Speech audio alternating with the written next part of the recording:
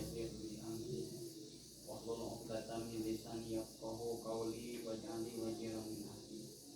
Allahumma rabbana arinal haqqa haqqan warzuqna tiba'an wa arinal batila batila warzuqna ijtinaba amma ba'du. Puji dan syukur mari kita panjatkan kepada Allah Subhanahu wa taala yang mana berkat kudrat dan iradatnya kita semua bisa berkumpul, dan mudah-mudahan selamanya kita semua mendapatkan ridho dan pertolongan dari Allah Subhanahu wa taala. Shalawat dan salam mari kita curah limpahkan kepada baginda alam, yakni Habibi wa Habibana Nabi Muhammad sallallahu alaihi wasallam.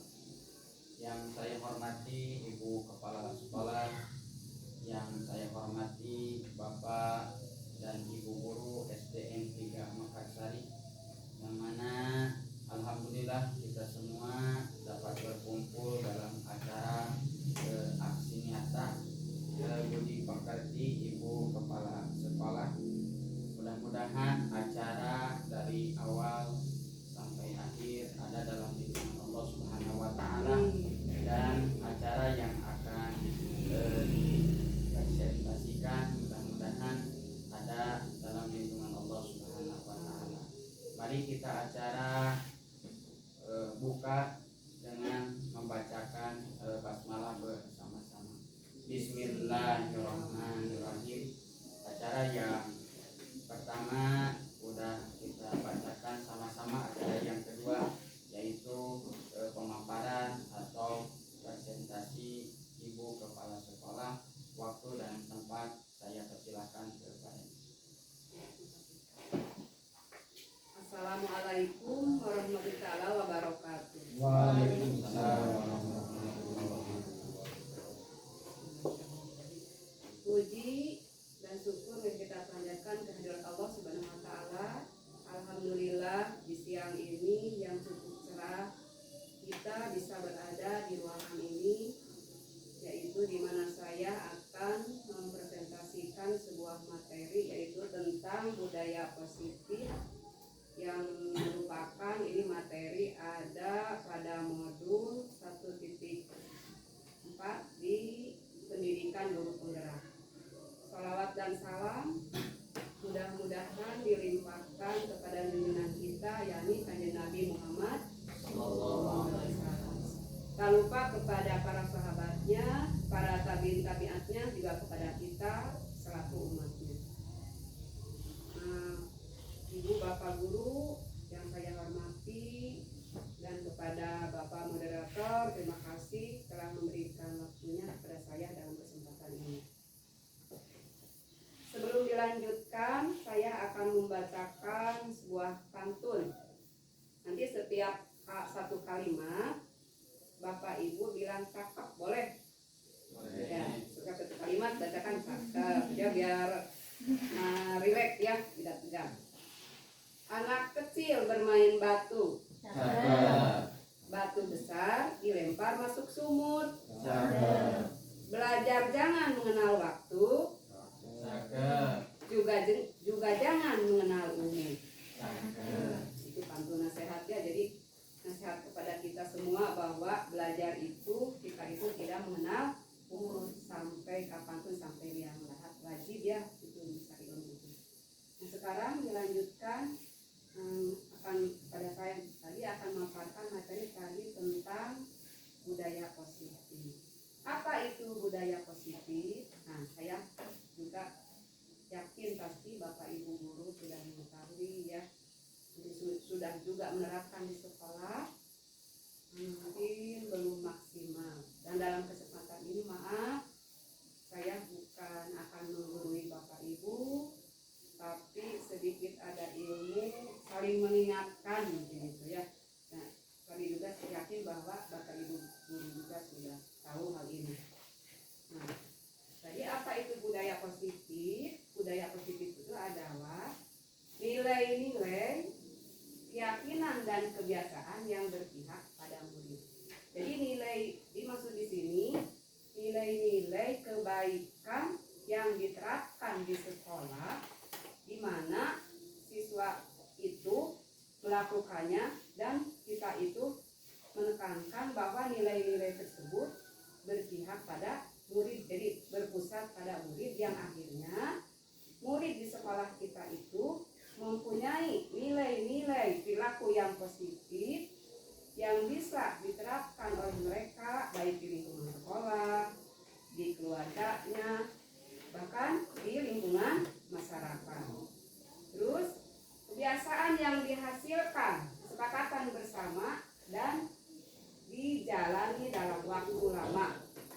Jadi kebiasaan tadi yang sudah diterapkan itu, yang kebiasaan itu dari hasil kesepakatan bersama yang dibuat secara berdiskusi antara guru dan siswa di kelas. Nah, mudah-mudahan kesepakatan itu bisa dijalani berjalan lama. Terus tapi itu juga harus ditinjau kembali apakah akan ada perubahan, akan ditambah atau dikurangi.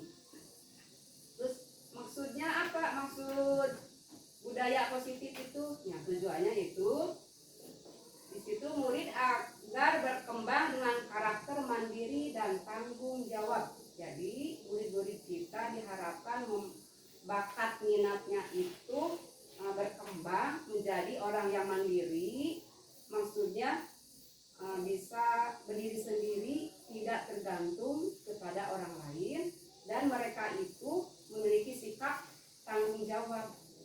Jadi dalam membuat tindakan dan keputusannya itu, mereka itu bisa mempertanggungjawabkannya. Nah, lanjut. Sekarang ada makna kontrol.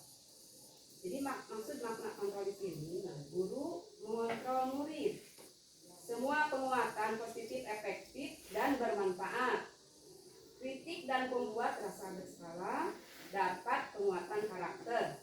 Orang dewasa memiliki hak untuk dewasa. Nah, mungkin Bapak Ibu guru sudah pernah mendengar makna kontrol, sudah pernah membaca apa? Jadi maksud makna kontrol di sini, jadi kita sebagai seorang guru itu mengontrol, mengawasi anak-anak didik kita ya, sewaktu belajar atau sewaktu di luar kelas, sikap perilakunya diawasi ya. Terus apabila ada yang melakukan hal yang negatif, hal yang tidak sesuai dengan keyakinan kelas lain, berarti kita itu harus bagaimana terhadap murid tersebut. Nah, lanjut. Nah, sini jadi ada 5 posisi kontrol guru. Yang pertama sebagai penghukum, yang kedua sebagai pembuat rasa bersalah, yang ketiga sebagai teman, yang keempat sebagai pemantau, dan yang kelima sebagai manajer. Ada 5 posisi kontrol guru. Akan coba saya jelaskan satu persatu. Posisi kontrol penghukum. Jadi ketika guru menghadapi siswanya yang berperilaku tidak sesuai dengan kesepakatan kelas, berarti berperilaku yang salah, guru tersebut menggunakan hukuman fisik, misalkan dengan menendang, mencubit, atau melempar dengan alat tulis misalnya, atau dengan kata-kata, tapi bicaranya itu nadanya itu tinggi, bahkan raut mukanya juga ya, jadi menyeramkan kepada anak tersebut. Mungkinnya misalkan kamu masuk, nah, kamu segera masuk, nah begitu juga. Jadi nadanya tinggi, ayo kerjakan, kalau tidak dikerjakan kamu bisa harus mengelilingi lapangan. Nah itu contoh posisi guru yang menggunakan kontrol penghukum kepada murid ketika murid melakukan kesalahan. Nah, dampaknya kepada murid kita itu kalau menggunakan posisi penghukum, mereka itu akan menjadi seorang pemberontak dan akan menjadi seorang pendendam. Dia itu akan nurut ya, akan nurut kepada kita itu. Ayo masuk, akan nurut. Tapi nurutnya itu hanya sebentar. Jadi tidak berkelanjutan. Kan kita itu memperbaiki kesalahan anak itu, si anak itu jadi berperilaku positifnya itu berkelanjutan, tidak hanya sebentar, bisa hanya di sekolah saja. Nah itu kalau kita menggunakan posisi kontrol hukum. Yang kedua, posisi kontrol pembuat rasa bersalah. Nah kalau ini guru itu menghadapi siswa yang berperilaku negatif itu, bicaranya itu lemah lembut ya, tapi dalam pembicaranya itu ada kata-kata menyindir. Misalkan begini, ayo kerjakan soalnya ya, nah, nanti kalau nilainya jelek ibu kamu akan marah. Atau misal begini, ayo ruangan kelas ini yang rapi, kalau tidak rapi nanti bisa bapak kepala sekolah atau ibu kepala sekolah akan marah kepada ibu. Nah itu jadi memberi nasihat kepada anak itu lemah lembut, tapi ada kata-kata menyindir. Jadi pada anak itu akan ada rasa, oh saya akan telah melakukan kesalahan. Nah dampaknya pada anak itu kalau kita menggunakan kontrol pembuat rasa bersalah akan memiliki emosi yang negatif. Yang ketiga, ada posisi kontrol teman ya. Jadi ketika siswa melakukan hal yang negatif itu, si guru tersebut berbicara akrab ya kepada siswa itu, ya si siswa itu, tapi dampaknya mereka itu akan berbuat baiknya itu hanya kepada orang-orang tertentu. Jadi kita mau tidak anak didik kita itu berbuat baiknya hanya kepada Khalid, kepada Pak Yadi, kan tidak ya. Hanya kita itu menginginkan anak didik kita itu setelah dinasehati itu berbuat baiknya kepada semua orang, baik di sekolah, di rumah atau dimanapun berada. Itu kalau posisi kontrol teman. Terus posisi kontrol pemantau. Kalau di sini guru itu mengawasi, yang mencatat perilaku anak didiknya, biasanya dinaikkan kalau pada daftar nilai itu kada nilai sosial itu ya. Jadi ada pencatatan. Terus yang kelima posisi kontrol manajer. Nah kalau ini guru dan siswa itu melakukan bersamaan, membahas kesalahan siswa tersebut. Terus siswa juga mengakui kesalahannya tanpa ada paksaan. Terus siswa tersebut akan memperbaiki dengan disiplin dan tanggung jawab. Nah dengan posisi kontrol ini, seorang siswa itu insya Allah dampaknya itu akan baik. Jadi menurut Bapak Ibu, dari kelima posisi kontrol ini yang harus diterapkan kita sebagai seorang guru yang mana gitu ya. Jadi kalau di manajer temannya ada, pemantaunya ada, terus ada tambahannya si siswa tersebut dalam memperbaiki kesalahannya itu tidak ada tekanan, tidak ada paksaan, terus akan berkelanjutan sikap baik tersebut. Lanjut. Nah tadi tentang budaya positif ya. Untuk mewujudkan budaya positif, pasti kita itu harus menciptakan lingkungan yang positif. Salah satu yang perlu ditinjau adalah penerapan disiplin positif di sekolah kita. Jadi yang penerapan disiplin positif yang telah ada di sekolah kita itu ditinjau dengan satu, apakah telah efektif. Jadi maksudnya apakah telah berjalan, dilakukan terus-menerus, continue, tidak sekarang dilaksanakan, besok tidak, ditinjau kembali, apakah masih itu ya, ditinjau kembali ini berlaku disiplin positifnya atau sudah maksimal, apakah arti sungguhnya dari disiplin itu sendiri, terus apakah kaitannya dengan nilai-nilai kebaikan. Sekarang tentang disiplin positif. Jadi apakah disiplin positif itu?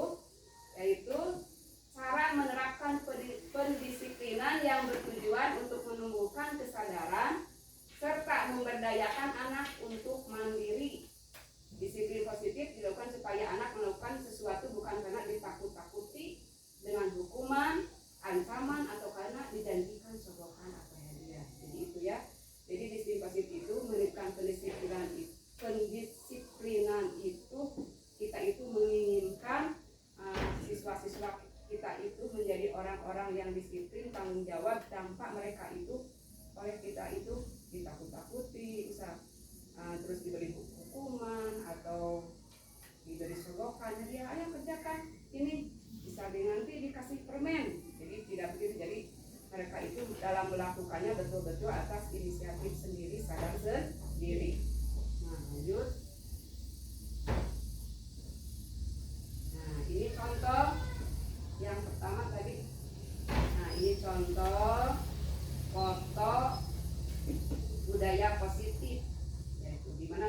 setelah melakukan disiplin positif, mereka menyimak penjelasan guru dengan betul-betul ya.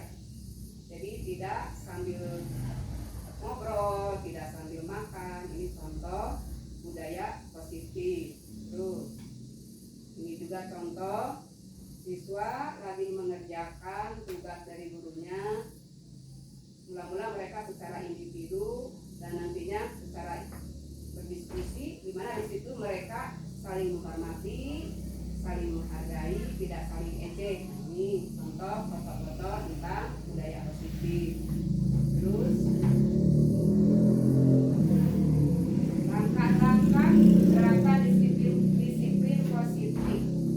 Langkah apa yang akan diterapkan, yang akan kita lakukan dalam gerakan disiplin positif? Yang pertama, membentuk lingkungan kelas yang mendukung terciptanya budaya disiplin positif. Jadi seorang guru itu untuk menciptakan budaya disiplin positif, menerapkan disiplin positif, harus menciptakan lingkungan kelas yang memiliki budaya disiplin positif, sehingga si anak tersebut di kelas tersebut merasa aman, nyaman, tenangnya. Bagaimana caranya? Kita itu harus membuat keadaan kelas itu begitu, misalnya kebersihannya dijaga ya, terus kita melindungi mereka, terus tadi ya, membuat keyakinan kelas itu ya, sehingga mereka itu melakukan hal-hal yang baik, sehingga mereka di kelas itu merasa aman, tenang, nyaman, sehingga betah di kelas itu ya. Terus yang kedua, membuat kesepakatan kelas. Tadi kesepakatan kelas itu yang dibuat secara bersama-sama antara guru dan siswa. Nah, waktunya kapan membuatnya? Mau tiap hari boleh ya. Tapi kalau tiap hari, kalau kita membuat kesepakatan kelas, mungkin mengganggu juga pada waktu pembelajaran. Jadi itu minimal 1 tahun 2 kali, yaitu setiap awal semester. Manfaatnya untuk apa kesepakatan kelas? Satu, membantu guru dalam membentuk budaya disiplin positif. Jadi guru itu tidak direpotkan lagi dengan perilaku siswa yang jeleknya, karena mereka itu sudah sadar sendiri untuk melakukan perilaku yang positif. Tidak ada tekanan, paksaan. Jadi kalau sekarang mah bukan peraturan kelas ya. Kalau peraturan mah mungkin jadi aturan mah jadi lebih mengikat. Terus yang diaturnya itu jadi perasaan itu jadi ada seolah-olah ada tekanan, ada paksaan. Jadi kalau sekarang mah istilahnya itu ya namanya kesepakatan kelas. Terus memudahkan guru juga dalam proses kegiatan belajar mengajar dan tidak menekan siswa. Tadi telah dijelaskan.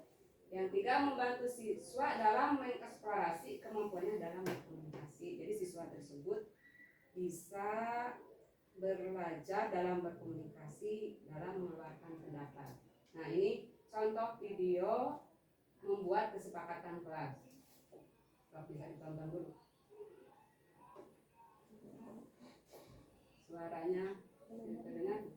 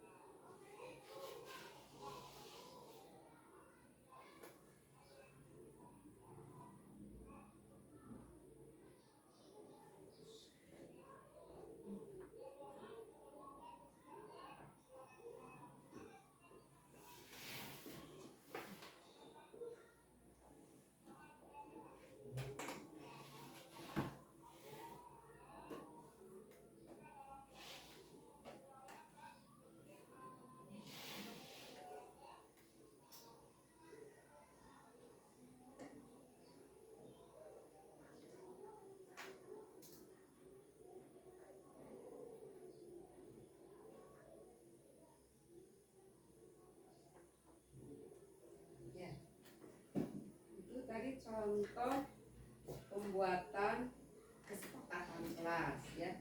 Jadi guru dan murid di situ berdiskusi. Sekarang dalam melaksanakan disiplin positif itu kita itu harus ada apa motivasi itu dorongan ya. Nah di sini teori motivasi menurut Robin dan Jude 2013. Motivasi adalah proses yang menjelaskan intensitas, arah dan ketekunan seseorang individu untuk mencapai tujuannya. Terdapat 3 kunci, yaitu intensitas, arah dan ketekunan. Intensitas seberapa kerasnya seorang berusaha ya untuk mencapai tujuannya. Jadi dalam dirinya itu ada dorongan yang tinggi. Intensitas yang tinggi tidak akan membawa hasil yang diinginkan kecuali jika upaya itu diarahkan ke satu tujuan yang menguntungkan organisasi. Lanjut. Sekarang motivasi perilaku, di dorongan perilaku manusia dalam melakukan sesuatu. Nah, mengapa seseorang itu melakukan motivasi dirinya? Satu, untuk menghindari ketidaknyamanan atas hukuman. Jadi maksudnya mereka itu melakukan sesuatu itu berarti kalau untuk menghindari ketidaknyamanan atas hukuman berarti melakukan sikap positif negatif. Akan terdorong dirinya itu melakukan sikap apa kira-kira? Bapak, Ibu, kira-kira tegang positif negatif untuk menghindari ketidaknyamanan atas hukuman berarti seorang itu terdorong dirinya itu akan melakukan hal apa? Baik atau yang buruk? Hah? Yang baik pasti ya, karena untuk menghindari ketidaknyamanan atas hukum. Terus ada juga yang termotivasi dirinya itu untuk mendapatkan imbalan atau penghargaan dari orang lain. Bisa melakukan sesuatunya itu karena ingin ada dikasih uang, karena ingin ada pujian, ada yang gitu. Terus ada juga untuk menjadikan orang yang mereka inginkan dan menghargai diri sendiri. Jadi itu untuk penghargaan dirinya dengan nilai-nilai yang mereka percaya. Jadi untuk harga diri mereka sendiri. Lanjut. Nah, sekarang ada istilah restitusi. Ini menyambung dari tadi ya, dari kontrol, dari makna kontrol. Jadi ini juga sama ketika kita menghadapi siswa yang melakukan kesalahan, kita melakukan apa pemecahannya dengan cara restitusi. Apa restitusi itu? Restitusi merupakan metode pendisiplinan yang paling baik. Nah, yang paling baik berarti metode ini karena paling baik. Coba kita terapkan di mana? Di sekolah kita ya. Restitusi dapat diartikan sebagai upaya untuk memperbaiki kerugian atau kerusakan. Jadi maksudnya kesalahan ya yang diakibatkan oleh tindakan siswa. Nah, restitusi itu berfokus pada pemulihan dan tanggung jawab siswa dalam memperbaiki situasi.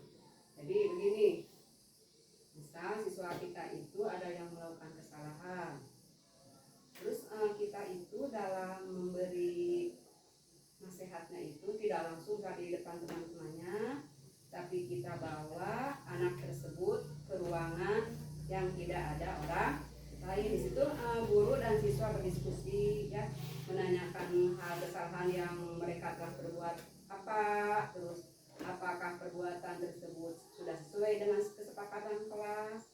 Nah, mereka akan menjawab sendiri dan akan sadar sendiri atas perilaku salah yang telah dilakukannya tidak sesuai dengan kesepakatan kelas. Lalu akan memperbaikinya dengan tanggung jawab tadi tanpa ada tekanan. Jadi yang akhirnya karakter baik itu akan kuat dan tidak bersifat sementara. Lanjut. Nah, ini istilahnya itu ada segitiga restitusi. Segitiga itu ada berapa sisi, Ibu? 3. Anak-anak SD juga satu tidak ada 3 sisi, di mana saling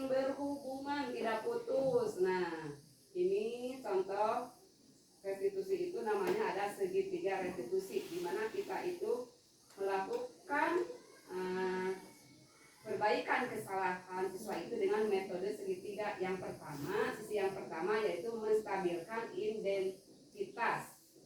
Sisi yang kedua, validasi tindakan yang salah. Sisi yang ketiga, menanyakan keyakinan. Jadi yang menstabilkan identitas tadi itu ya, jadi guru itu berdiskusi dengan siswa yang berbuat salah itu, ditanyakan tentang kesalahannya tanpa dengan kata-kata yang dadanya yang tinggi, tapi dengan kata-kata yang halus. Terus mereka juga menjawab tentang kesalahannya dengan jujur. Terus ditanyakan juga tadi validasi tindakan yang salah, apakah tindakan mereka itu yang salahnya itu sudah sesuai dengan kesepakatan kelas. Jadi mereka itu akan menjawab sendiri, oh tidak. Terus mereka itu nantinya itu menanyakan keyakinan. Jadi guru itu menanyakan keyakinan ya. Jadi kalau begitu, sanggupkah bisa Ananda memperbaikinya? Nah di situ siswa akan menjawab pasti dengan jujur ya. Dan mereka itu akan memperbaiki kesalahan itu dengan penuh rasa tanggung jawab. Nah ini contoh video ketika guru sedang mengajar, terus ada siswa yang makan terus.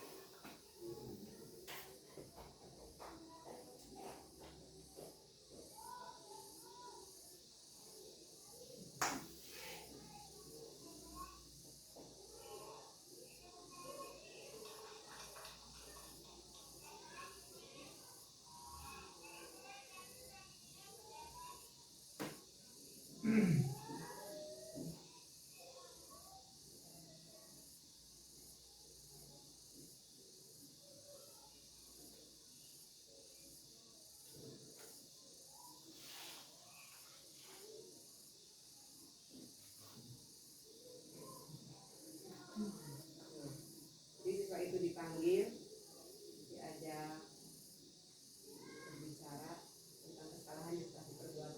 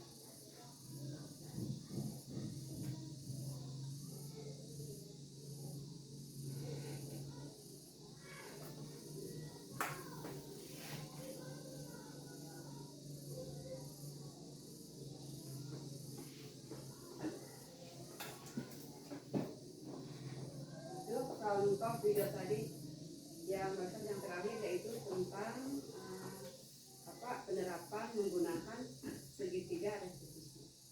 Mungkin itu pemaparan dari saya. Mudah-mudahan apa yang telah dipaparkan menjadi ilmu yang bermanfaat sehingga bisa diterapkan di sekolah, sehingga sekolah kita ada perubahan menjadi lebih baik. Silakan lagi Bapak moderator. Ya, terima kasih kepada Ibu Kepala Sekolah SDN Warga Isida Mekarsari yang telah memaparkan tentang masalah budi pekerti yang positif dalam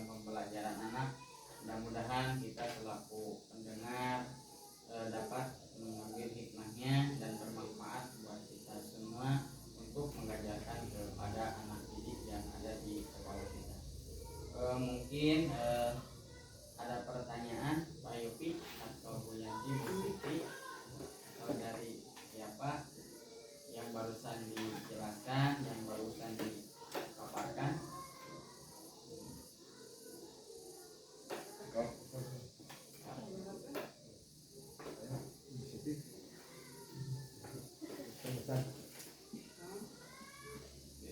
Kak?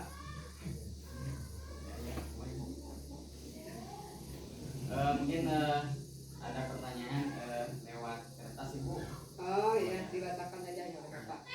yang barusan dipaparkan atau yang dijelaskan hasil pemaparan yang barusan. Mungkin ada pertanyaan lewat kertas ini, mohon dijelaskan kembali kesepakatan kelas. Yang pertama mohon dijelaskan kembali kesepakatan kelas. Yang kedua, kalau ada waktunya boleh dijawab, kalau enggak ada waktunya mungkin di pending lain waktu. Yang kedua, mengapa kontrol manager merupakan kontrol lebih baik digunakan oleh guru. Mungkin itu pertanyaannya Ibu, waktu dan tempat silakan untuk menjelaskan. Baik, terima kasih pada Bapak yang telah memberikan waktu kembali kepada saya. Itu yang untuk menjawab pertanyaan yang pertama, tolong jelaskan kembali kan kesepakatan kelas. Jadi kesepakatan kelas itu hasil diskusi antara guru dan siswa. Nah, waktunya itu tidak ditentukan, tiap hari boleh, ya minimal dalam 1 tahun itu 2 kali. Nah, bagaimana caranya? Ya, tadi anak ditanya tentang keyakinan kelas. Jadi keyakinan kelas nilai-nilai baik yang harus diterapkan di kelas. Misal contohnya jujur, terus disiplin, tanggung jawab, nilai baik itu ya. Terus memiliki keimanan kepada Tuhan Yang Maha Esa. Jujur tadi, nilai keyakinan itu jujur, berarti sikap siswanya itu, perilakunya itu, kesehariannya itu dalam berbicara harus sesuai dengan hati nurani. Jadi tidak berbohong, kalau lagi undangan tidak mencontek. Terus misalkan ini juga, misal peduli lingkungan. Nah, jadi peduli lingkungan itu merupakan nilai baik yang harus diterapkan di kelas. Terus dalam kata-katanya itu jangan misal begini, buanglah sampah pada tempatnya. Nah, jadi kalimat tersebut upami tidak mah dan demi sopan kedah sopan. Jadi yang buanglah sampah pada tempat. Jadi jagalah lingkungan, jagalah kebersihan lingkungan. Jadi kalau disimpulkan, kesepakatan kelas itu adalah hasil diskusi antara guru dan siswa tentang nilai-nilai baik, keyakinan-keyakinan baik yang harus dilaksanakan. Dalam melaksanakan tersebut, jadi siswa tersebut tidak akan ada tekanan, karena itu bukan aturan ya, bukan peraturan kelas. Kalau peraturan kelas itu ke siswanya itu jadi seolah-olah ada terikat gitu ya. Jadi ada seolah-olah sewaktu-waktu ada paksaan untuk tekan. Jadi kalau kesepakatan kelas ada hasil diskusi bersama, jadi mereka itu akan sadar sendiri kalau melakukannya akan nanti akan sadar sendiri, terus akan mempertanggungjawabkan kesalahannya. Nah, nanti kesepakatan kelas itu yang telah jadi, yang telah diskusikan itu dibuat lalu ditempel ya. Jadi setiap hari baik siswa maupun guru akan melihat sehingga akan terus melaksanakannya. Itu mungkin yang untuk kesepakatan kelas. Terus untuk mengapa tadi kontrol manajer itu untuk seorang guru lebih bagus, karena di dalam kontrol manajer itu tidak ada si siswa itu tidak ada rasa takut, terus terancam, terus tidak menimbulkan dampak perilaku negatif, karena dalam melakukan nasihat kepada siswa yang melakukan salah itu, guru tersebut bersama-sama dengan murid itu membicarakan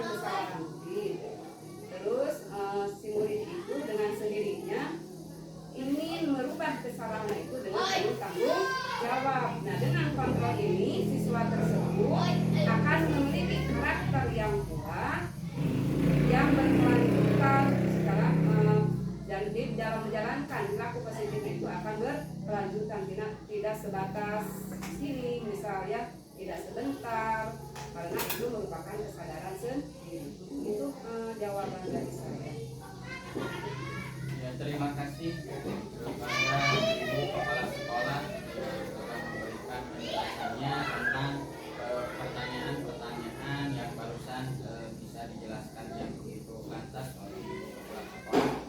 Alhamdulillah, presentasi dari awal sampai akhir ada dalam kelancaran, yang mana barusan Ibu Kepala Sekolah SDN 3 Mekarsari menjelaskan tentang masalah budi pekerti yang baik, tata cara mendidik anak yang bagus, yang positif untuk lebih baik menjalankan kehidupan di masa yang akan datang.